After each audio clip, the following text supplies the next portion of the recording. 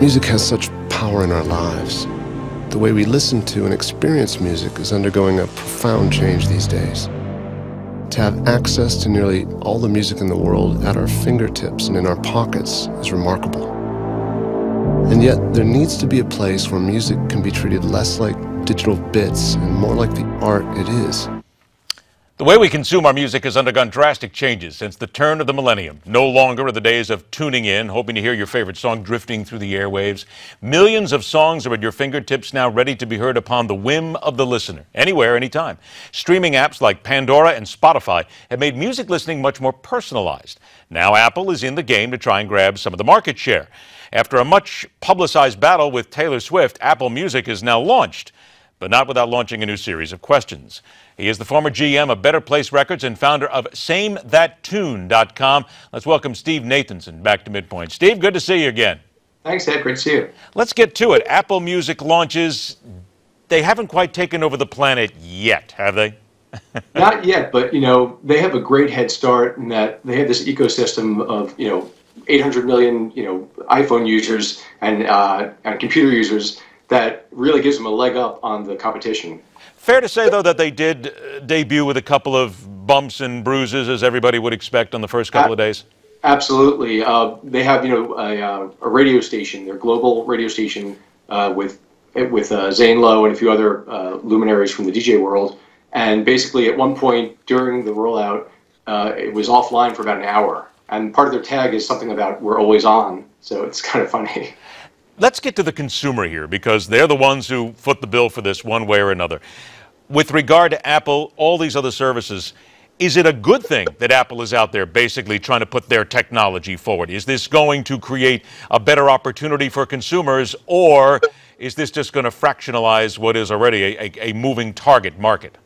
I think it's actually a good thing in that sense. For consumers, it's good because a lot of consumers haven't been aware of music streaming yet, and they'll absolutely give it a try. It's a free trial, so it doesn't cost them anything. And I think that, for a lot of people, it will expose them to the idea of having every, song. They have 30 million tracks available. I mean, the idea of convenience of having everything you want right in the palm of your hand is pretty nice. Ah, that 3-month free trial of Apple Music. That's where we got to get next. Of course, I mentioned Taylor Swift got involved, said, "You're not taking my music." And I have to tell you something. Knowing a lot of artists, I think it was absolutely a scam to tell a lot of these artists that we're going to use your music for free during the 3 months, because in my mind, that happens to be stealing.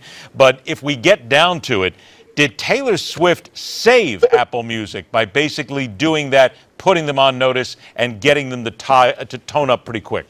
I think you're absolutely right. I think, Taylor is a very unique artist in that she actually owns part of her label, Big Machine, so she can control her destiny that way and say, I want my music here or I don't.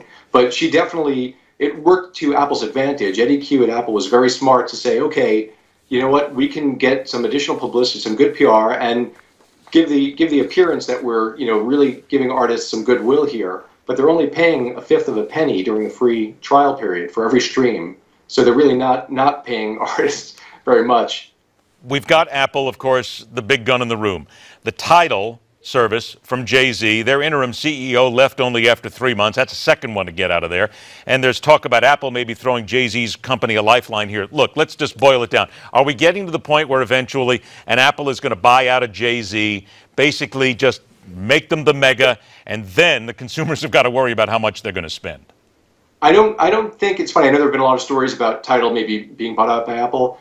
I think that Tidal, unfortunately, is going to have a real uphill battle here. And I know, Jay-Z's a very smart businessman, but in this case, Apple and Spotify have a strong, well, not Apple, but Spotify had a strong head start. And even with their 75 million users, only 20 million of them are paying right now. So I think that, the fact that it's one thing to offer a service to reach a lot of people, but to get people to pay for it, and Tidal costs a little more than the others because the quality is supposedly better. Steve, I got about a minute left here. How long before we see the complete and total demise then of traditional radio? It's interesting because a lot of people said with Apple introducing a radio service as part of Apple Music that it was going to compete with Pandora and some of the internet radio companies. I think actually they have a good shot at competing with XM, Sirius Radio, and a lot of radio stations because, again, the convenience factor is very crucial in terms of technology. But I think you're right. You know, not only will radio be threatened, but digital downloads are basically done. At this point now, everyone's going to wind up streaming music. Thank you so much. And here I am, the guy still digitally downloading the music. Go ahead. Just go ahead. Steve, make us all the dinosaurs that we are right now, because eventually... I agree. It's funny. I have my old Walkman here, too. It's funny. I have the old, you know, the Walkman from back in the day. Oh, no. That's it. No, now you get the dinosaur award on that one. I thought I was bad still having one of the big iPods. You win on this one. Steve, thanks so much. We'll always talk to you about this. Good luck. Have a great 4th of July. All right. After the break, let's cross borders to see what makes for news outside the U.S. Simply put, we span the globe when we get back. And there's an interesting story about what is happening to an airline and a military overseas. Next.